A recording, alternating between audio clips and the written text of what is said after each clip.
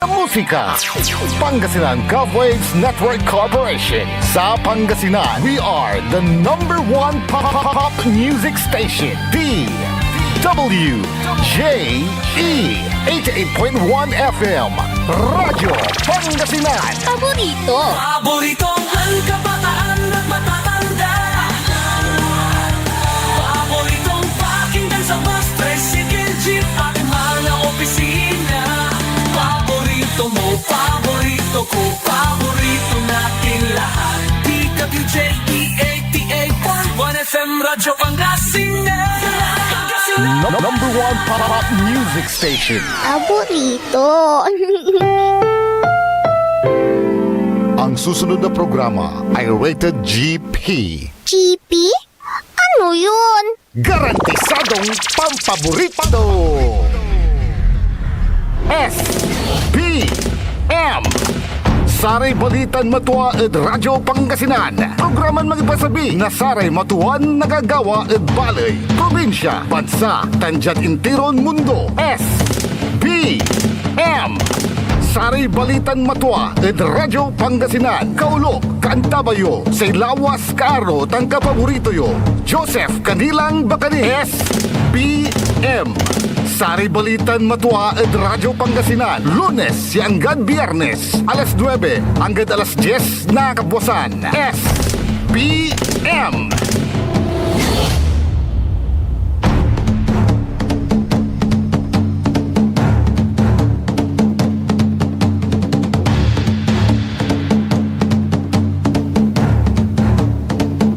Maligwa si agaw na Martes, Pangasinan, Dagupan, Wadyala so Saray Balitan Matua.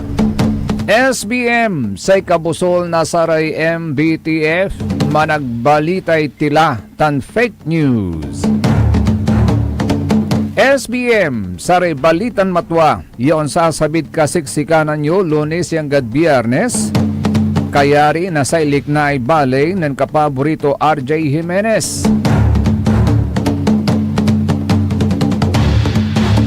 Nakaalop yung lalamat sa ilawas ng kaaro kapaborito yung JCB, Joseph Kanilang Bakani. Jad technical side, kantabay tayo sayan agaw, bukbukor to kalamor. Pero agyan natatakot. At masibag ya impan puso ya si Engineer JFC Jail France Kayabiyab. Agi agaw lalamat na Martes agagik petsa 21 la at bulan na Hulyo taon 2026 gaylay pulos na agaw. Talagan agan na pukpukan. So ibabatik na oras, minuto, segundo, minuto, oras, agaw, bulan, taon. Karuman, muling nagpatuloy po ang impeachment trial versus Vice President Sara Duterte at nagdesisyon ang presiding officer na si Senador Chis Escudero na magpalabas ng subpena despite the opposition's continuing argument versus fishing expedition.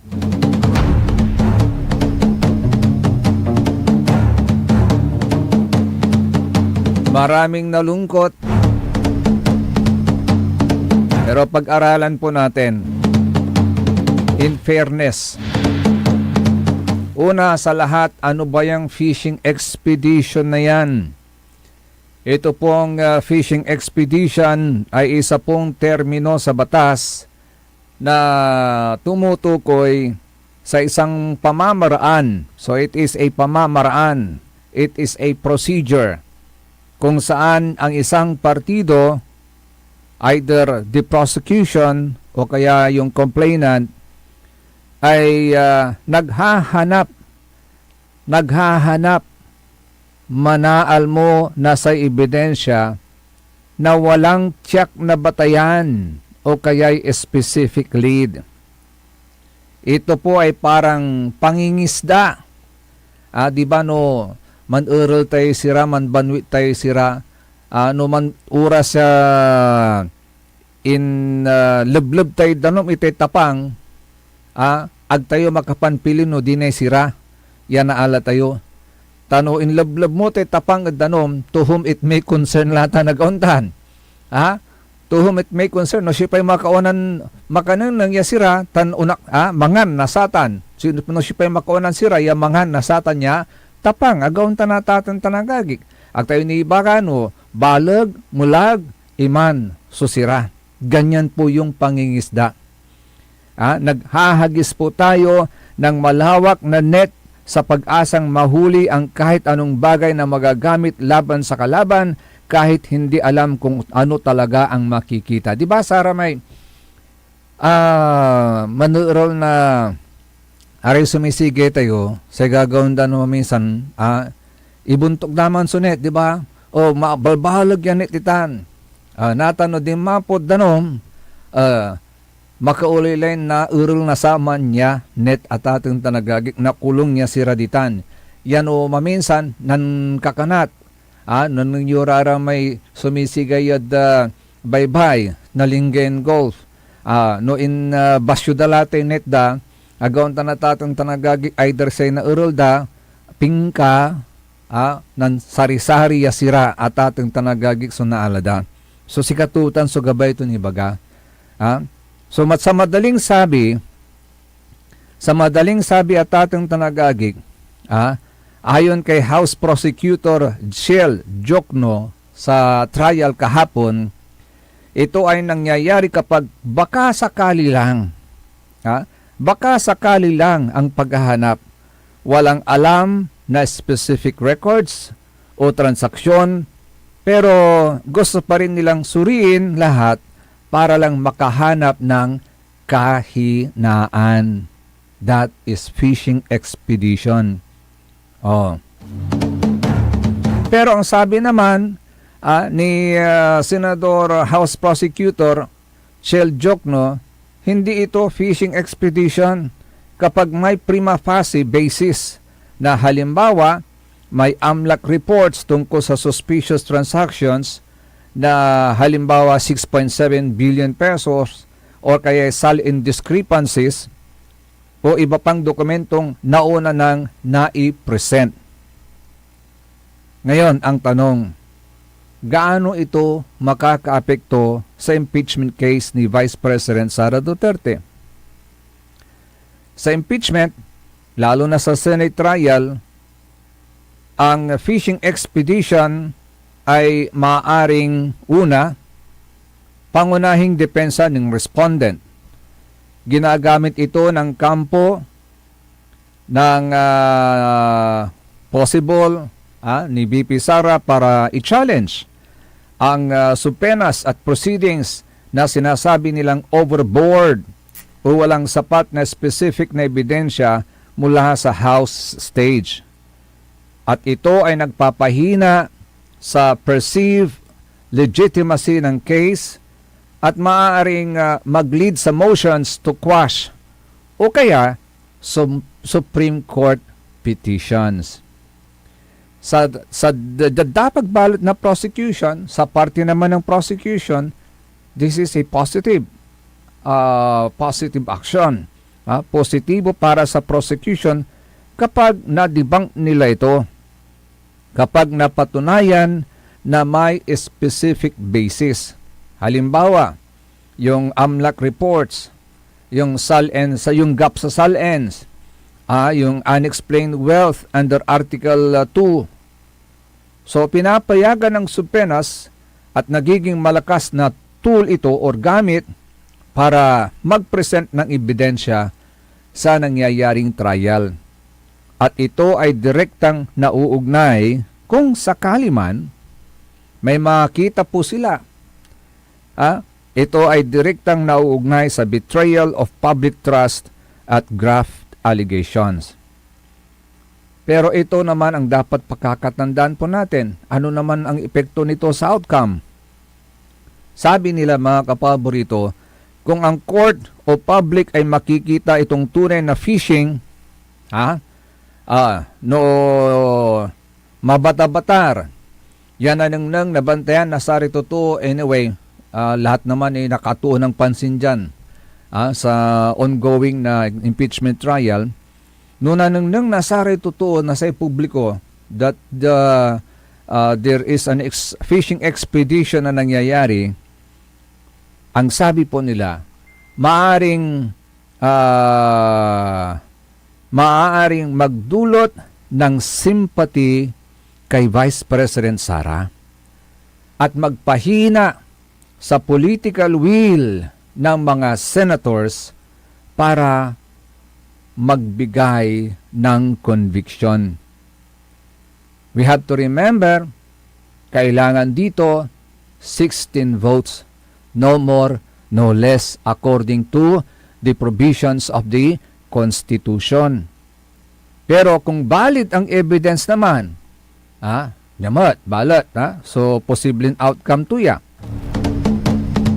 Pero kung valid ang evidence naman, nagiging malakas na suporta ito para sa, of course, conviction. Conviction sa unexplained wealth at confidential funds issues. Ngayon, sa kasalukuyang trial as of July at sa bulan na Hulyo at atang tanagagig, paulit-ulit na lang sinabi ng ng depensa. Ang defense ay paulit-ulit na tinatawag itong fishing expedition. Pero ang sabi naman ng prosecution, ang sinasabi naman ng prosecution, sila po ay nagdidepensa na may sapat na lead mula sa AMLAC at iba pang records.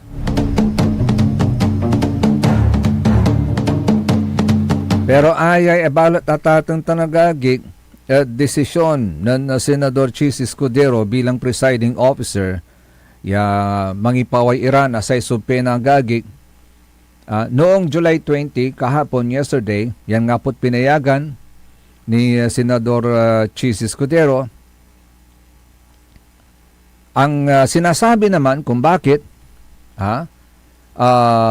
nilabas yung subpena. Unang-una, ang target ng subpenang yan, una, yung mga bank records ni Vice President Sara at bank records ng asawa niyang si Attorney Manasseh Carpio at yung kanilang mga joint accounts. So may bank account si Vice President Sara, separate bank account ni Attorney Manasseh Carpio at yung joint accounts po nila bilang mag-asawa. Ano ang rason? Ito po yung nakitang rason kung bakit pumayag ang presiding officer, si Senator Chis Escudero, para maglabas ng subpena. Una, sinasabi na ang mga dokumento ay reasonably described. Si katong ibabaga to ng Senador Chis Escudero. That the documents are reasonably described, readily identifiable, madaling ma-identify, makilala, ma-point out, merong prima facie relevant at material under sa Article 2 on unexplained wealth. Pangalawa, sinasabi na may batayan mula sa pre-marked evidence tulad ng general information sheets at yung kanilang SALENS. Impeachment, matatandaan po natin, ang impeachment po ay exemption daw sa bank secrecy law katulad ng nangyari sa corona trial. Yun ang sinasabi ng ating presiding officer. Sa impeachment, ang bank secrecy law ay hindi po sakop. This is an exemption katulad ng nangyari sa corona trial. At hindi pwedeng gamitin para magdagdag ng bagong impeachable offenses, limitado lamang sa existing articles. Pero ito po'y mariing tinutulan naman ni Senador Robin Padilla. Alam niyo bagayo artista labat. Sarak tayo may debate na Senador Robin Padilla. So he's proving to the world he's proving to the Filipino people na hindi lang siya pang showbiz, pang senado rin. So sinabi ni Senador Robin Padilla na nagsabi na dapat parehas na standard sa lahat ng impeachable officials. Di ba? Gaya ng paninindigan ng defense na ito ay isang fishing expedition. Ganun pa man, sabi nila, procedurally sound ang desisyon ni Escudero batay sa kanyang ruling. May wide latitude ang presiding officer sa ganitong motions at ang test ay relevance plus definiteness. Relevance plus definiteness. At ito ay karaniwang ginagawa sa impeachment para matuklasan ang katotohanan, hindi para mangharas. Gayunpaman, sensitibo ito dahil sa privacy implications. Kaya dapat siguraduhin na hindi lalampas sa bounds ng articles of impeachment. Sa broader picture, pagkatatandaan po natin, sa broader picture, ito daw po ay nagpapakita na ang Senate ay seryoso sa fact-finding stage. Kung ang prosecution ay makakabuo ng matibay na chain of evidence mula rito, malakas ang epekto sa unexplained wealth charge. Kung hindi naman, pwedeng mag-backfire at magmukhang political persecution. Pwedeng mag-backfire, umpawilad sigara, at magmukhang political persecution. So, let's hope and pray. Let's hope and pray that the justice will prevail. Kasi this is not only justice para sa nasasakdal, but most importantly, justice for the Filipino people. Laut-latatang tanagagik, ta majority at saray Pilipino, labalabay da so performance ng Vice President Sara Duterte, that is in accordance with the result na sa may SWS survey.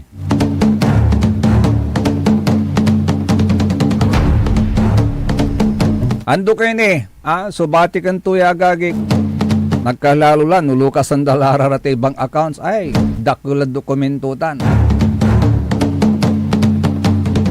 Ang pandarambong sa kalikasan ay pandarambong sa mamamayan. Again, tulala mo iya eh.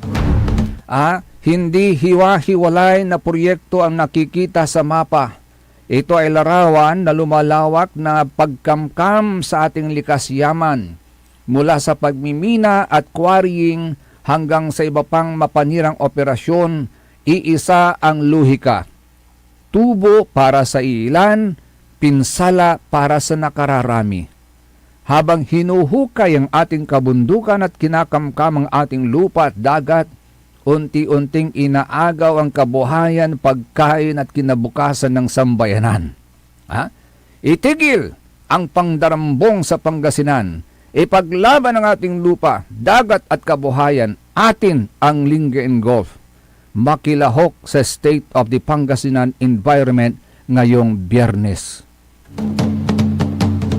Si Katuya so ikukulyaw natan nasa kuya grupo dluig tayin Pangasinan. At pilalaban da at saratay nagagawa kunod luig tayin Pangasinan. Nagkalotlat sa tay pamupupo nasa kakiwan. Specifically ditan at Kapitulyo Agagik. Inisay kwanda jay alamin ang tunay na kalagayan ng kalikasan sa ating lalawigan. Ilantad ang mapanira at mapagsamantalang mga proyekto at sama-samang talakayin ang mga hakbang upang ipagtanggol ang ating lupa, dagat, kabundukan at kabuhayan. Ang laban para sa kalikasan ay laban para sa buhay, kabuhayan at kinabukasan ng mamamayan. Ni Wajay, so video da agagik, at panawagan dat sa tay pakikipaglaban, pagtatanggol sa ating lupa, dagat, kabundukan at kabuhayan. Pakinggan po natin sila.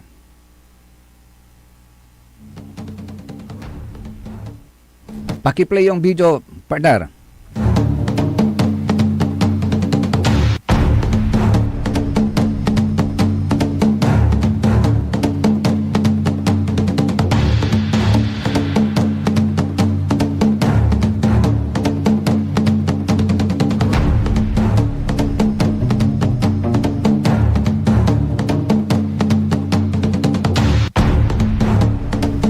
Ayaw lumabas, partner?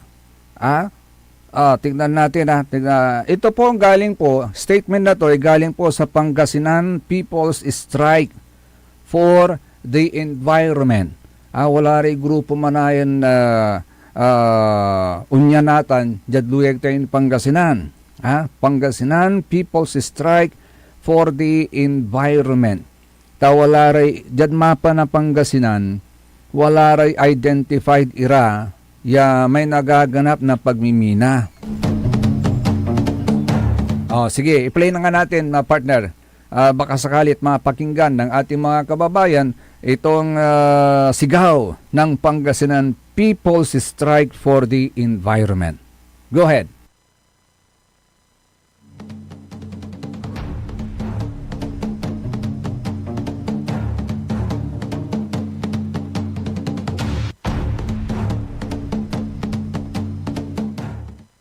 Parang nahihirapan, partner. Wait lang, tignan natin baka pwede ko nang i-play dito sa ating cellphone para mapakinggan nila yung hinaing, sinisigaw ng Pangasinan People's Strike for the Environment. Ito po yung kanilang sigaw. Pakinggan po natin sila, ha? Bayan, Silbi ng kalikasan, Silbi ng kalikasan, sigaw ng taong bayan. Stop tree cutting now, stop tree cutting now, stop tree cutting now, stop tree cutting now. Sigaw ng taong bayan. Sigaw. Ano yung sigaw ng taong bayan? Sagipin ang kalikasan, stop tree cutting now, kwanda. Inaayos pa ng partner ko yung video pero siguro bukas pwede nating i-play ulit ito. So may mga grupo ngayon dito sa ating lalawigan ng Pangasinan na kumukontra po sa ganyan.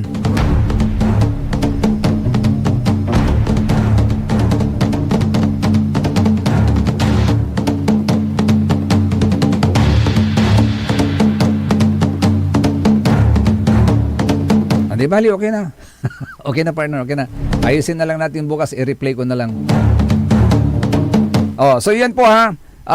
Dito sa ating lalawigan ng Pangasinan, talagang may sumisigaw po. Talagang meron po yung mga may tawag po yata ating tanagagikay na talagang pinangangalandakan po nila, ayaw nila sa nangyayaring pagpuputol ng mga dikadigadang punong kahoy, lalong-lalo na dyan po sa Kapitolyo. SBM, saray balitan matwa, sa ikabusol na saray MBTF, managbalitay tilatan fake news. So tuloy, kaya rin inasarin pakabat, tanpay mano, malalaponi, at saray manangantabay.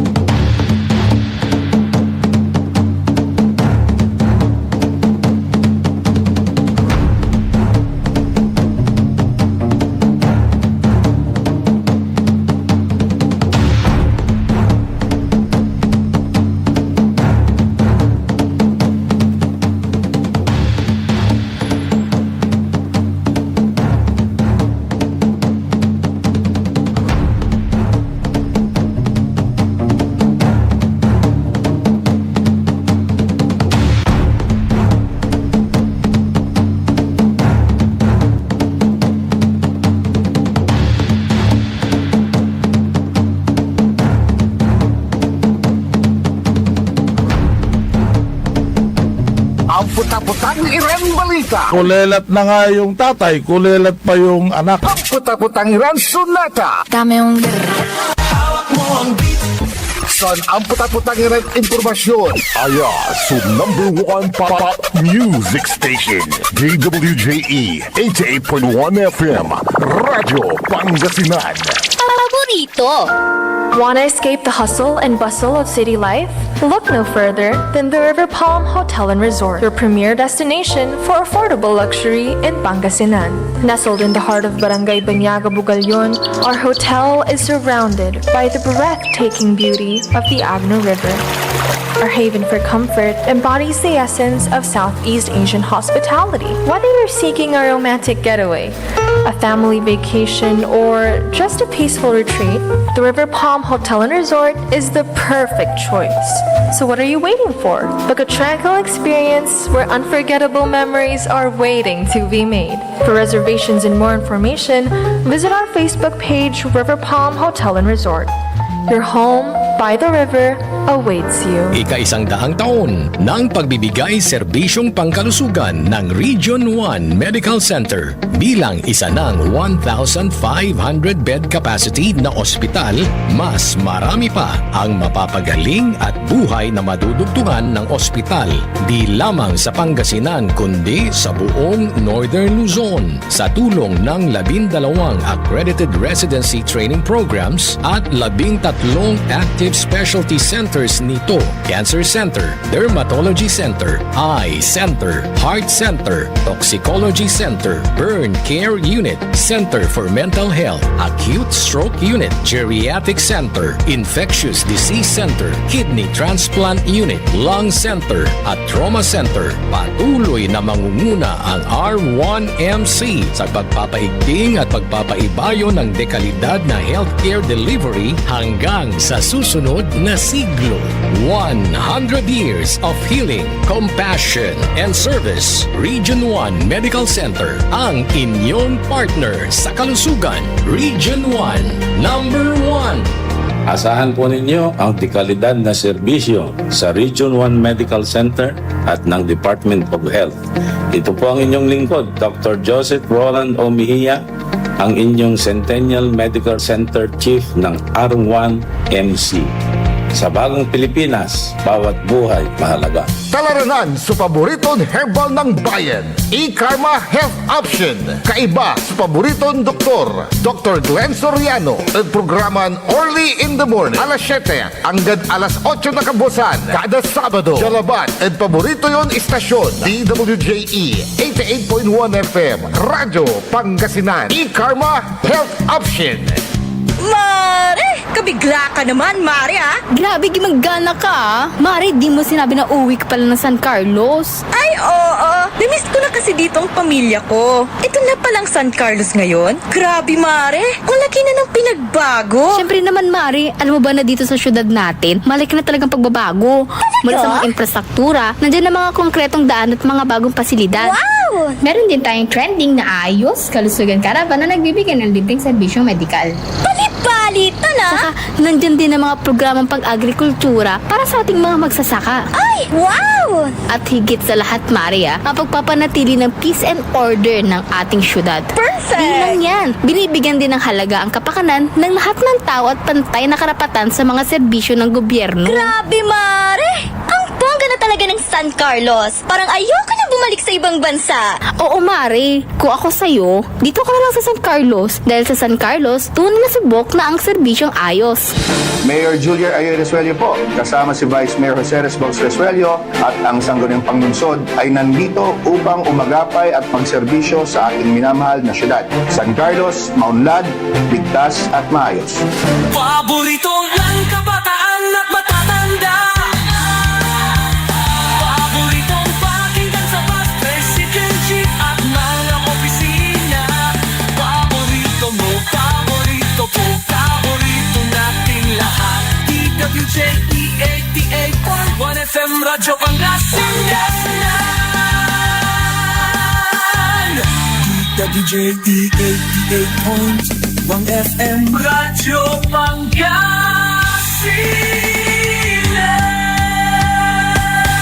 Paborito. paborito. Ang lahat ng opinyon at pananaw sa susunod na bahagi ng programa ay galing sa host anchor at panauhin lamang at hindi pananaw ng mga producers at ng pamunuan ng DWJE Radio Pangasinan at Pangasinan Gulf Waves Network Corporation. SBM Saray Balitan Matua ed Radyo Pangasinan. Programan magipasabi na Saray Matuan nagagawa ed balay, probinsya, bansa, tandyan intiron mundo. SBM Saray Balitan Matua ed Radyo Pangasinan. Kaulok, Kantabayo, say lawas karo tangka paborito yo. Joseph Kanilang Bakani. SBM Saray Balitan Matua ed Radyo Pangasinan. Lunes hanggang Biyernes, alas 9 hanggang alas 10 na kabuwasan. SBM SBM is brought to you by Mars Restaurant, Galila, Mangantila, and Mars Restaurant. Matatagpuan sa Rufinas Square, Binmaloy, Pangasinan, just along the highway near Dagupan City. A perfect venue for a dinner date. Mars Restaurant. Come hungry, live happy. Lumaban ka bayan, kung binmali, may pag-asa pa para bumangon at magkaisa. Tumindig ka bayan, kung binmali, hawak kamay nating harapin ang maayos na bukas at ihatid ang serbisyong agad maaasahan. O bayan, kung sinilangan, hindi ka nag-iisa, hindi ka iiwanan, ika'y sasamahan magpakailanman. Mahal kita, o bayan, kung binmali hanggang sa dulo ng walang hanggan. SBM Saray Balitan Matua sa ikabusol na Saray MBTF managbalitay tilatan fake news son tuloy agagik kantabay ni say lawas yun kaaro kapaborito yo JCB Joseph Kanilang Bakani. Alas 9:36 lagagik. Hello, good morning muna kay Sir Danny Caras ng DWC Joyce Enterprises. Kay Madam Mirna Tijada Esteves, good morning. Kay Sir Maxi Solis, good morning. Kay Sir John Ray Bautista, hello, good morning, sir.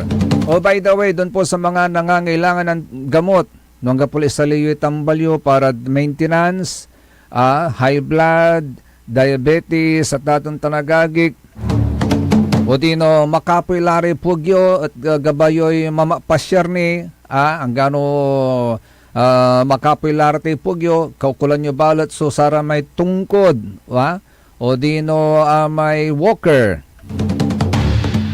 o dino saklay, meron po kami dito. Pasyal lang po kayo dito sa Jumel Building, 3rd floor. Dito po sa may AB Fernandez East, kaabay milabat so SSS. Untan mo so Tony Slumber kaabay mimat, Hi, hello, good morning nga pala kay Madam Jessa Saragosa. Sa Tony Slumber.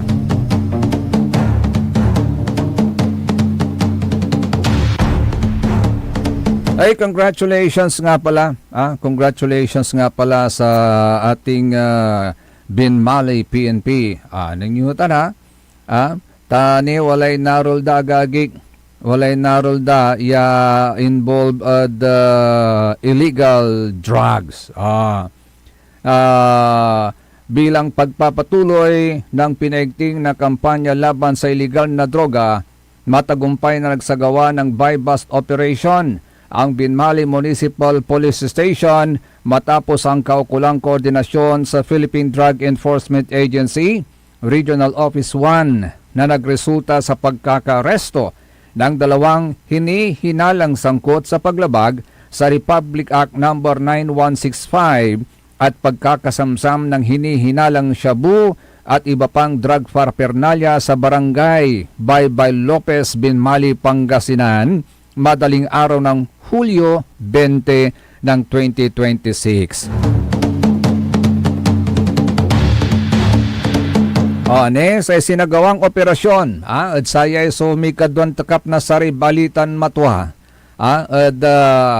Matuan Liknay Binmali at atong tanagagik sa ibabaga na sa Binmali PNP kakumpiskara na apatira apat na heat-sealed transparent plastic sachet na naglalaman ng hinihinalang shabu na may tinatayang kabuang timbang na 0.50 grams at may standard drug price na 3,400 pesos.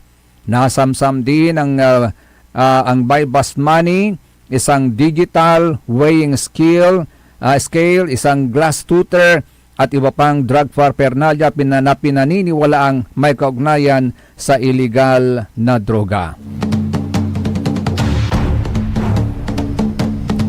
Ang mga nakumpiskang ebidensya ay sumailalim sa kaukulang pagproseso at dokumentasyon alinsunod sa umiiral na mga batas at tinekdang mga pamamaraan. Matapos sumailalim sa medical examination, dinala ang dalawang naarestong suspect sa Binmali Municipal Police Station para sa kaukulang custodial procedures at dokumentasyon at inihahanda ng kasong paglabag sa Republic Act No. 9165 o ang Comprehensive Dangerous Drugs Act of 2002 laban sa kanila. Ang Binmali Municipal Police Station sa pamumuno ni Police Lieutenant Colonel Lister Saigo, Chief of Police, ay nananatiling matatag sa pagpapatupad ng batas at pagpapaigting ng kampanya laban sa iligal na droga sa pamamagitan ng mga lehitimong operasyon, maagap na pagpapatupad ng batas at pakikipagtulungan ng komunidad.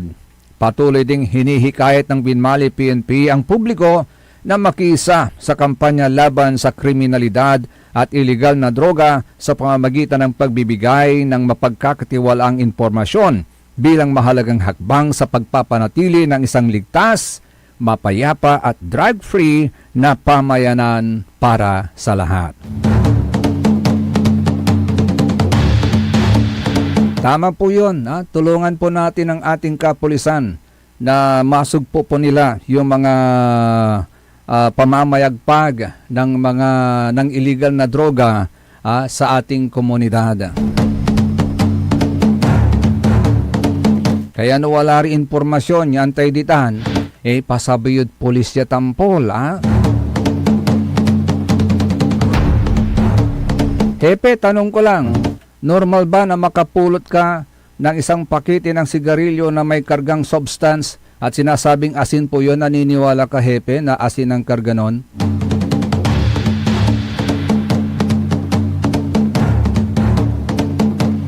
Tanong mo sa Barangay Council, Hepe, dyan sa amin. Likewise, hello and good morning sa ating butihing Provincial Director,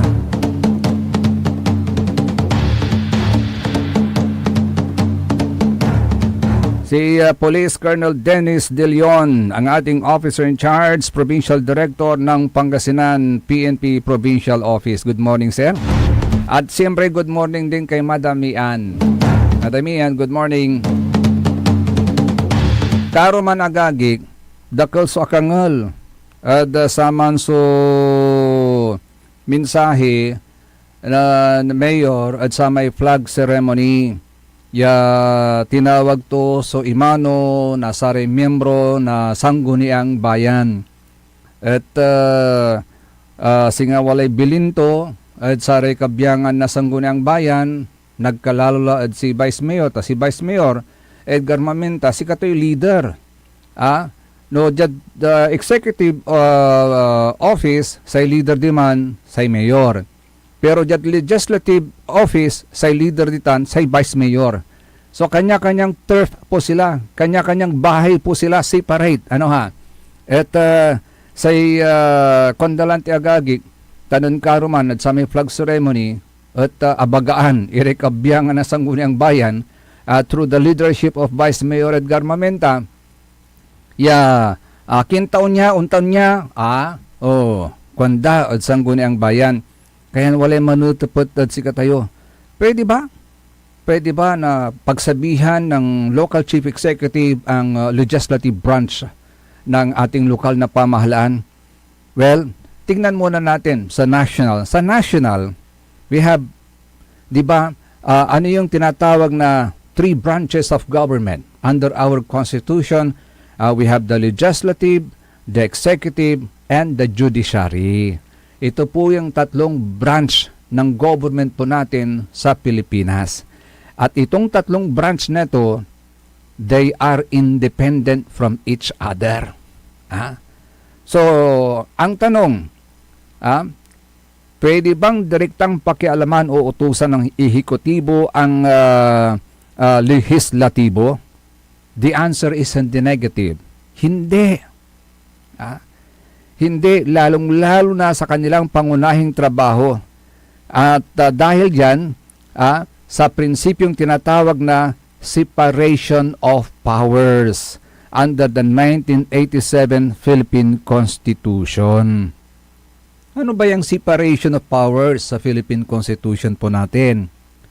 Ang 1987 Constitution ay nagbibigay po ng co-equal at independent na kapangyarihan sa tatlong sangay ng gobyerno na nabanggit na po natin, ang legislative o kongreso na gumagawa ng batas under Article 6, ang executive o ang Office of the President na nagpapatupad ng batas under Article 7, at ang judicial o ang Korte Suprema at mga mabababang korte na sila po ang nag-i-interpret ng batas at nagre-review ng constitutionality under Article 8. Hello, good morning kay Sir Jerome Antinorio. Say kwanto agagik.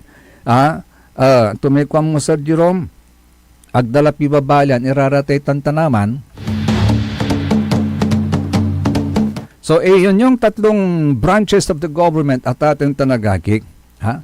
At ayon sa landmark case na Angara versus Electoral Commission, 1936, mabayag laya, 1936 case niya mo yan to bawat sangay ay supreme sa sarili nitong sphere.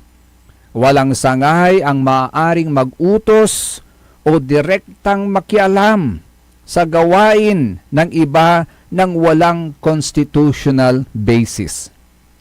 Ang ehekutibo ay walang kapangyarihan na mag-legislate, mag-dictate ng agenda ng Kongreso o pagsabihan ang mga miyembro nito tungkol sa kanilang internal proceedings, committee investigations o pagbuto. Mayroon pong mga limitadong interactions. Ang very purpose po niyan, bakit mayroon tayong three branches of government? For checks and balances purposes. Agaunta na tatong tanagagig, walay man naggaway lay, walay man nag-implementay lay, walay man nagpatalos, tanman review na saratan niya lay. Okay. So sa ikwanda tatong tanagagig, may checks and balances para maiwasan ang abuso. Pero siyempre, sa lahat ng bagay, may limitations. Sa ikwandaman lang tiagagik, in every rule, there is always an exemption, yakwanda. In every rule, there is always an exemption. So sa ikwanda agagik, itong checks and balances, may limitation at hindi nangangahulugan ng control. Ano ba yung mga karapatan ng presidente sa Kongreso? Ano po yung mga karapatan? Unang-unang karapatan ng presidente, yung muntong mga pinapasang batas, if sa tingin ng presidente hindi makabuluhan at hindi makatarungan, pwede po niyang i-veto yan. Yun po, meron po siyang veto power under Article 6, Section 27 of the Philippine Constitution. Maaaring i-veto ang isang bill, pero maaaring i-override ballot na Kongreso dan by 2/3 vote at atang tanagagi. Pero ang presidente, pwede ring maaring mag-certify ng urgent bills para mapabilis ang pagpasa. Pwede rin siyang magrekomenda ng batas, halimbawa sa State of the Nation Address, o kaya tumawag ng special session. Maaring mag-propose ng budget, pero ang Kongreso ang may final say sa appropriations. Kasi ang Kongreso, siya lamang ang tanging may power of the purse na tinatawag. Pero hindi pwede na direktang utusan o pakialaman ang internal affairs ng Kongreso.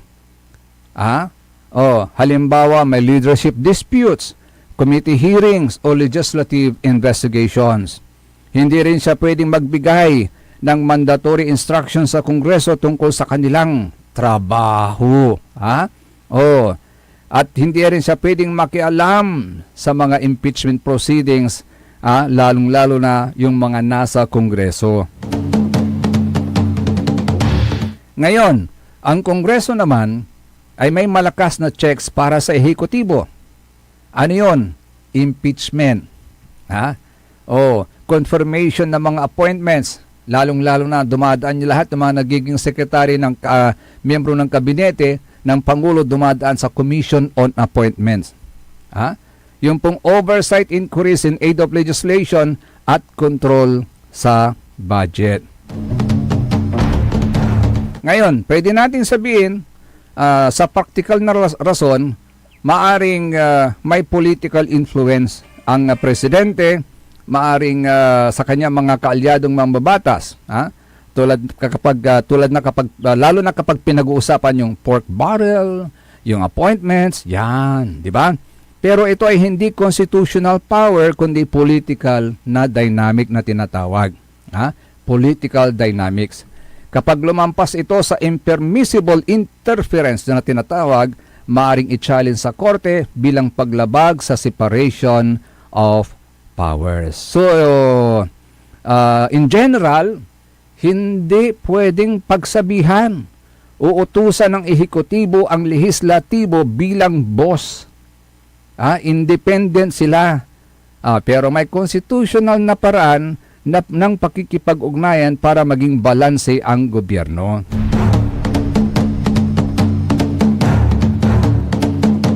Ito ang proteksyon laban sa labis na kapangyarihan ng isang tao o kaya sangay.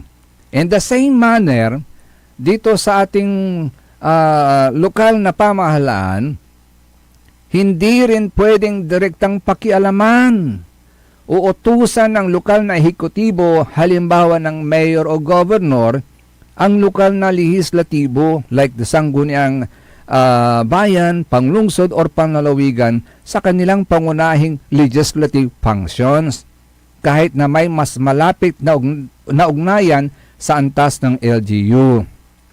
Ano naman po ang batayan natin dito?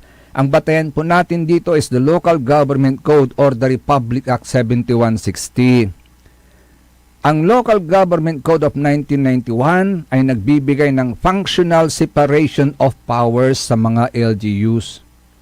Halimbawa, ang local chief executive, ang mayors or governors, sila po yung naghahanda at nagpapatupad ng budget, sila po ang nag-e-execute ng mga programa, at meron din po silang veto power sa mga ordinances. Ang sanggunian naman, may exclusive legislative power na mag-enact ng ordinances, mag-approve ng budget with limitations, at magsagawa ng oversight. So, ang separation of power sa lokal na antas ay hindi po kasing istrikto naman ng national level, pero functional at may checks and balances pa rin dito. Hindi maaring dominahin ng executive ang legislative branch o vice versa. Ang sanggunian ay independent sa pagpapasya sa batas at appropriations sa loob ng kanilang kapangyarihan. So under the local tawag nito ay government code, may mga karapatan din ang local chief executive. Maaari din po niyang ibito ang ordinances o specific items sa appropriation ordinance, ngunit maaaring i-override din ng sanggunian by 2/3 vote. Okay? Ang executive po silang naghahanda ng budget at nagpo-propose ng mga batas. May general supervision sa LGU pero hindi ito nangangahulugan ng control sa legislative process ng sanggunian. So, alin po ang hindi pwede? Hindi po pwedeng direktang utusan o pakialaman ang internal proceedings, agenda, committee hearings o pagbuto ng sanggunian. Hindi po pwedeng pakialaman ng local chief executive yan. Hindi rin po pwedeng mag-dictate kung ano ang ipapasa o hindi ipapasa ng sanggunian. Hindi rin po pwedeng makialam sa quasi-judicial functions ng sanggunian. Halimbawa, yung mga administrative cases laban sa local officials. So ang sanggunian naman ay may kapangyarihang ding mag-override ng veto o mag-cut o mag-adjust sa proposed budget na may limitasyon at magsagawa ng oversight sa executive. So, although sa totoong buhay, masasabi natin, maaring may political pressure o impluensya dahil sa shared politics o dynasties. Pero ito ay hindi constitutional o legal na kapangyarihan. So, kapag lumampas sa tamang proseso, halimbawa, nagkakaroon na ng coercion o pang-abuso, maaari po itong i-challenge sa korte, sa ombudsman o DILG bilang paglabag sa local autonomy at separation of powers. Kaya in general, sa kabuuan, katulad po ng national level, ang lokal na ehekutibo at sanggunian ay co-equal. Co-equal at independent sa kanilang core functions, yung kanilang mga pangunahing functions. May coordination, of course, lalo na sa budget, pero walang subordination. May coordination pala pero walang subordination. Walang subordination. They are not under you or they are not you are not under them. Agaon tanatatong tanagagi, walang subordination. Ito ay upang maiwasan ang concentration of power sa isang tao o grupo sa lokal na antas. Malinaw na ba yun? Basta tatandaan po ninyo yung separation of powers, the principle of the separation of powers. Kasian natin ang inang kalikasan, isabulte pamputer na kiyo, kwanto, tasikarate samber tayo, kwanto ng Sir Jerome Antinorio na Portik, Bugalyon, Pangasinan.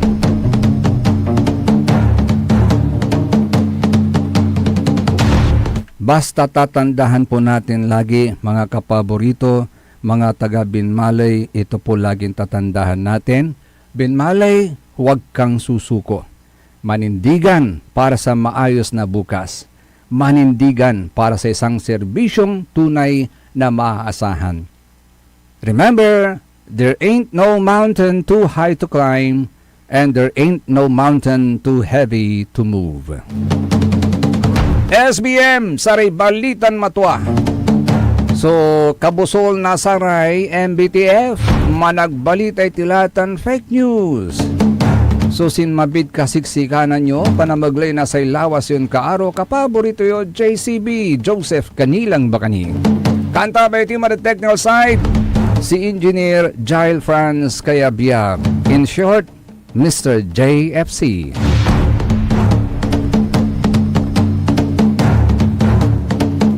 Meron bang punto pa'y bunto? Wala no? Hindi ko nakita si Kaatong eh. Bukas, matutunghayan ninyo ang punto por punto kay Atong Remo, ha? Hanggang bukas na muli, dito lamang sa number 1 pop music station ng lalawigan ng Pangasinan, DWJE 88.1 FM, Radio Pangasinan, Paborito!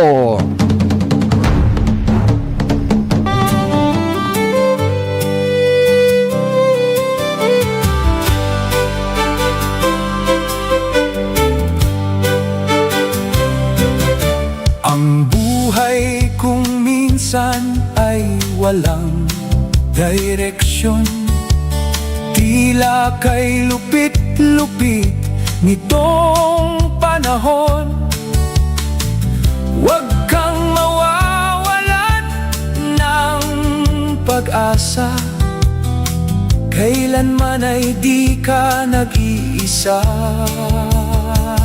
Huwag kang sumuko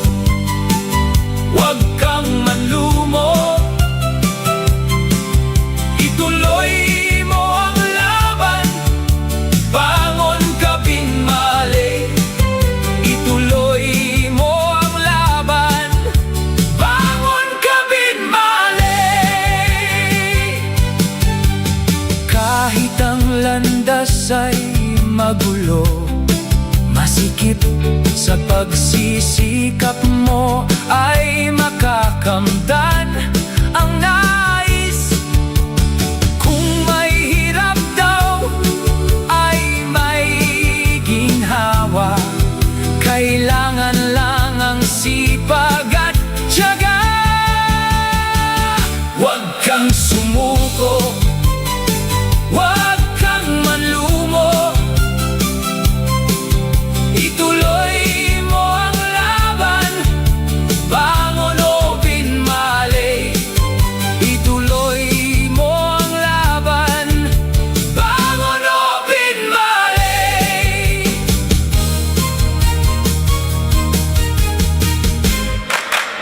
SPM Saray Balitan Matua ed Radyo Pangasinan. Programan magipasabi na saray matuan nagagawa ed balay, probinsya, bansa, tanjat intiron mundo. SPM Saray Balitan Matua ed Radyo Pangasinan. Kaulok, Kantabayo, say lawas kaaro tang kapaborito yo.